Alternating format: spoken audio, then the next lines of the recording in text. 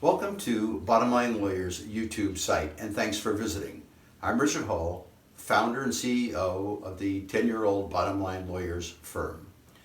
On our channel, you'll find a variety of short videos intended to inform on various legal topics. In my practice, we handle tax resolution, bankruptcy, estate planning, transactional activity such as forming corporations, and veteran benefits analysis. Please feel free to look around, and I hope you find it useful. If you have any suggestions on more information you'd like to have, please drop us a line. Thanks so much. Actually born in Indiana in a reasonably rural area near Notre Dame, but I moved with my folks at the ripe old age of about 6.5 to Southern California. Lived various places in the San Fernando Valley, from Woodland Hills to Arleta to Burbank to Panorama City, and it was a great place. We decided that when the youngest was born, Lexi, that we really wanted to raise her in an environment outside of LA. I'm not an LA basher. Lots of things I like about LA, and we wanted her to be more outdoors oriented and exposed to all the beautiful things that we have in Auburn. In 1995, we pulled up stakes and moved up here. I drugged my father along with me. He said, "Well, you're moving." I said, "Yeah, so are you." Yes, is the short answer. And in terms of argumentation, we shall say, I'm not actually a naturally adversary person. I'm more of a consensus finder in my approach to law and my approach to life. But there are times when you just simply need to, put your foot down, take a stand, and this is where it's at. Some of that emerged as a kid. The other thing, though, that I think came out is, which is really in keeping with how I practice law, is very much oriented towards helping out. So I went to a parochial school, and I was the guy they turned to go, hey, we got to get something to the post office. We got to go something pick up at the store. We got to do this. Somebody needs to set up the projector back in the day, right? All those things. And I was the guy. It wasn't until I was in my 20s, and my motivation at the time was to get involved in politics, which I have assiduously avoided. I've been involved in a number of different campaigns on both sides of the aisle, and sort of frustrated that the political process doesn't, it represents the parties, it doesn't represent us, in my opinion.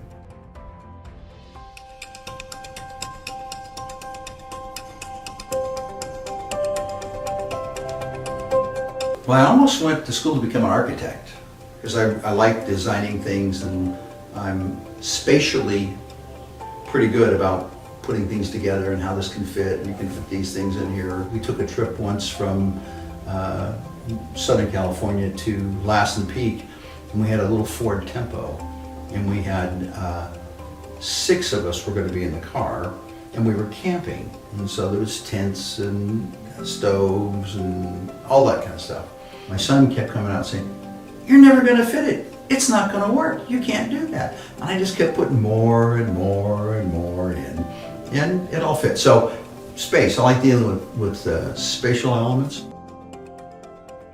I was in the Ambassador Hotel when Bobby Kennedy was assassinated and had met him on several occasions. I delivered groceries to a famous actress in Hollywood, the one who says, "Why don't you come up and see me sometime?" Only in my dreams, yes. I actually did consider a career as a stand-up comic at one point. But you know what? That's a really tough job. And those people are like, you gotta be right on your toes all the time. It's a little challenging, I think. And obviously a bit of a different lifestyle than being an attorney. What motivated me to get into the practice of law was the notion of service. I was a Boy Scout. I had a mom who's very much into making sure you do for others as well as for yourself. In Boy Scouts, we do a lot of work for other organizations, part of various groups, the Order of the Arrow and Adultari Day, and all those service organizations within the Boy Scouts. Even in school, I had the reputation and they needed somebody to go to the post office. That was me. I'd run off to the post office, run various and sundry errands for the school that I was at. And I always enjoyed that. I found that to be satisfying. And so as I started on a path for a career, one of the things that I noticed is that as an attorney, there's a good opportunity to serve people. And in fact, in my practice, that is what I end up doing.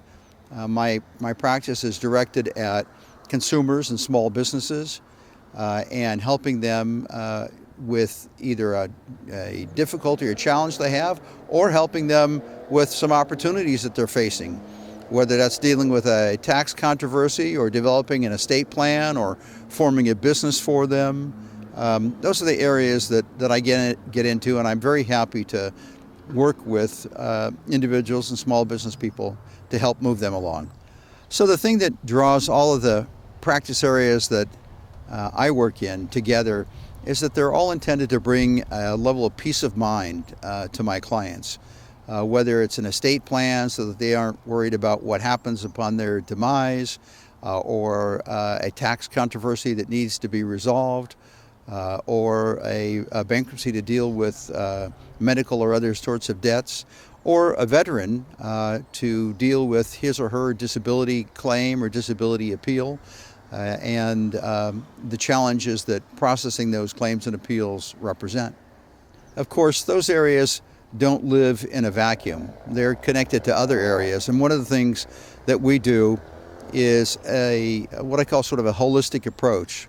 So if the result that you desire requires some form of litigation, then we'll engage in that. If it requires some form of mediation, then we will engage in that. Whatever it takes to get you where you want to be is what we're going to work on. And it really comes down to, how do we get you as our client to have peace of mind?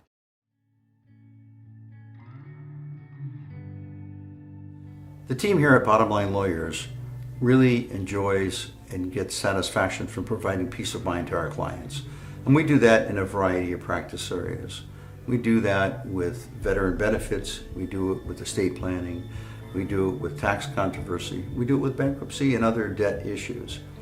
But of late, we've had some particular success resolving tax controversies for individuals, and find that to be particularly satisfying, and clients are happy about that. We're expanding that portion of the practice. And today, my message to you is about a vulnerability that you might have if you are a business person. In April 2018, the California Supreme Court changed the criteria for categorizing an individual as an independent contractor or as an employee. This has significant impact on you as someone who retains someone's services. You might be required to withhold taxes and submit them to the government in a way that you don't currently do. Penalties and issues from failure to do that are extraordinary. So under this new test called the ABC test, the individual must pass all elements in order to be classified as an independent contractor.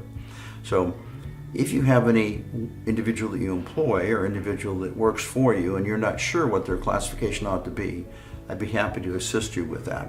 And as in all of our practice areas, we strive as a team to give you peace of mind. Thanks. Have you received the dreaded IRS tax notice? Don't ignore IRS notices running up your tax bill by thousands. Don't get suckered by pennies on the dollar scams. Don't trust your income or payroll tax problem to amateurs. Your tax problem has more than one solution. BottomLine Lawyers has the clout to handle your tax problem no matter where it goes. Let us resolve your tax problems and restore your peace of mind. Contact BottomLine Lawyers now for your free interview.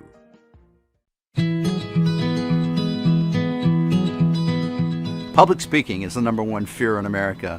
but it is followed closely behind by fear of taxation and its effect on your personal taxes. Taxes can be a drain on your finances, but here at BottomLine Lawyers, we help you work through tax problems, and we do it in a way that serves you best. There are a lot of promises in the marketplace of easy fixes. There aren't any easy fixes for taxes. There's just good, hard, solid work.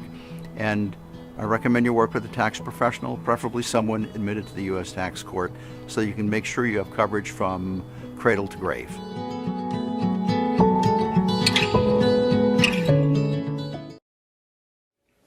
I think there are three key principles for you to keep in mind when you deal with a tax issue. The first is pay your taxes first. Frequently, businesses and individuals will pay everything else. They'll pay rent, they'll pay all their credit card bills, they'll pay automobile expenses before they pay taxes. And I understand that because the immediate effect of that is very dramatic. But the truth is that none of those other folks, whether it's your rent or your car or your credit card bills, can come and take your underwear. They can't come and take away everything you own. The IRS and the Franchise Tax Board and other state taxing entities can do that. And so you need to pay those first. So the second thing is that when you do make a payment, you want to mark your payments. You need to mark that payment with the tax form that applies to, like it's a 940 FUTA form for the federal government, or your 1040 for your income tax, and for what period it applies to. So if it's income tax, you'll apply it to a particular year. If it's employment tax, it may apply to a particular quarter. And then the other thing that I would say is it's important to keep written notes and records of what you do, both of the conversations you have with anybody at a taxing authority and of any action you take, whether that's sending them a document or sending them a payment. If you do those three things, you'll be in good stead for resolving your tax issues. This segment will be on tax. In the United States, the primary taxing authorities are the federal government, and it's all run through the Internal Revenue Service. They handle income tax, payroll tax, and estate tax, and even excise taxes. Here in California, we have three different entities for taxes. We have the Franchise Tax Board, which handles income tax. We have the Employment Development Department, which handles payroll tax. And we have the Board of Equalization, which handles sales tax. And finally, in the county, we have a tax collector, and the tax collector handles both real property taxes and personal property taxes. Some of the common issues that taxpayers face are payroll tax delinquency, and this is a very dangerous area for employers. Payroll taxes consist of two parts, trust fund and non-trust fund taxes. And when you write a check for an employee and you're withholding tax from them that's to go to the government for payment of their tax liability, that's considered a trust. You've created a trust fund, and there is no leeway whatsoever for failure to pay trust fund taxes. In fact, there's substantial penalties for anyone involved in the preparation of your payroll, from the CEO to a bookkeeper who is preparing those taxes. If the payroll tax submission for the trust fund portion is not given to the government, those individuals are not only liable for those taxes personally, but they're also liable for a 100% penalty. So it's very important to handle payroll taxes correctly. Even non-trust fund taxes are obviously important as well, but there is somewhat more flexibility in that case. Unfiled returns are another big issue. People will go through a difficult time in their lives, and for whatever reason, whether it's a health consideration or unemployment or a substance issue, they simply do not file their returns.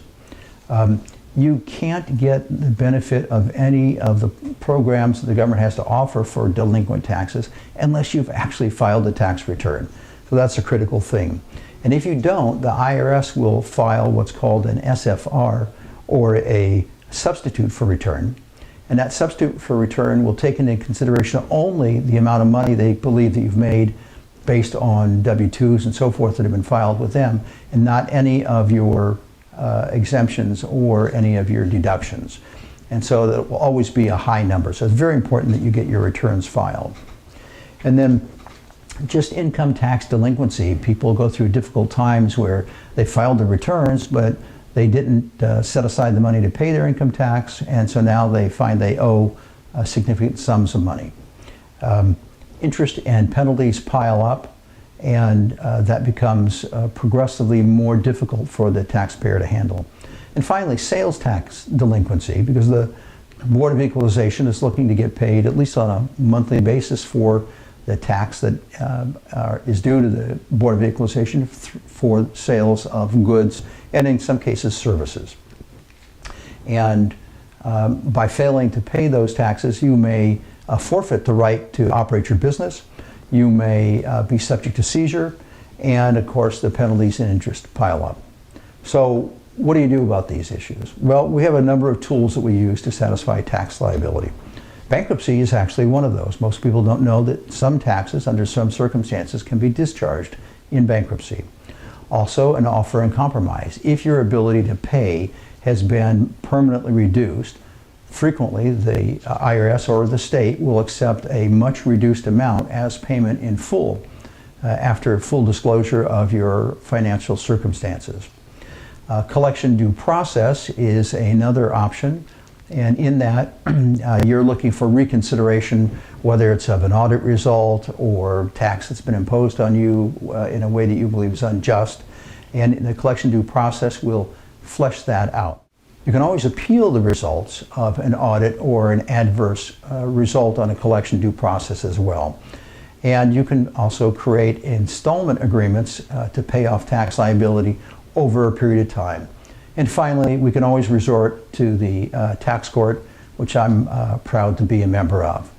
That gives you the big picture on taxes, and we'd be happy to answer any questions you have about tax liability. Thank you for listening. At BottomLine Lawyers, our top concern is your bottom line, and we achieve that by something we call the assessment protocol.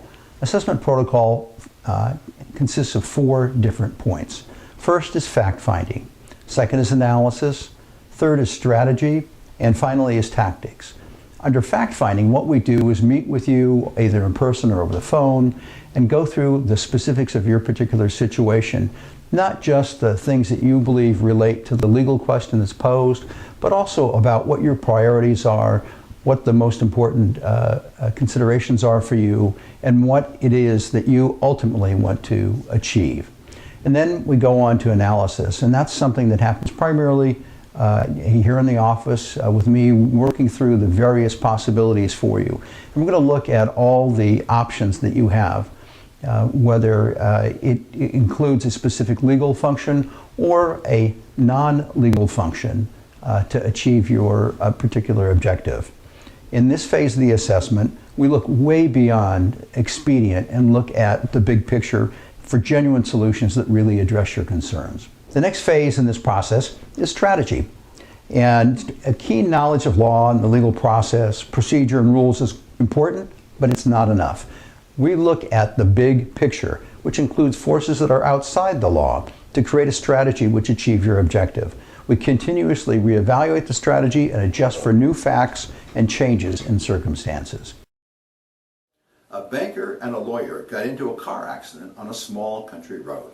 The lawyer had figured that nobody else would be on the road and had raced through a stop sign. The banker on a cross street had no time to react and couldn't have missed the lawyer if he had tried. Fortunately, neither driver was hurt. The lawyer, seeing that the banker was a little shaken up, helped him from his battered car and offered him a drink from his hip flask. The banker accepted and took a deep drink and handed the flask back to the lawyer. The lawyer held the flask for a minute or two and gave it to the banker again. The banker took another swig. He again returned the flask to the lawyer, who closed it and put it away. "Aren't you going to have a drink yourself?" asked the banker. Not now," answered the lawyer. "I'll have something after the police leave."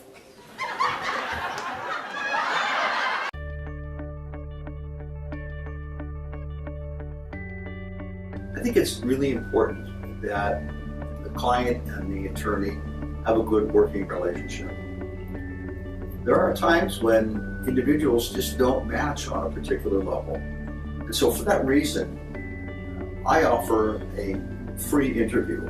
Now, many attorneys offer what they call a free consultation, but my experience is that free consultation essentially turns into an ad. That isn't my purpose. My purpose is twofold. In the interview, I want you to determine whether or not you're comfortable working with me.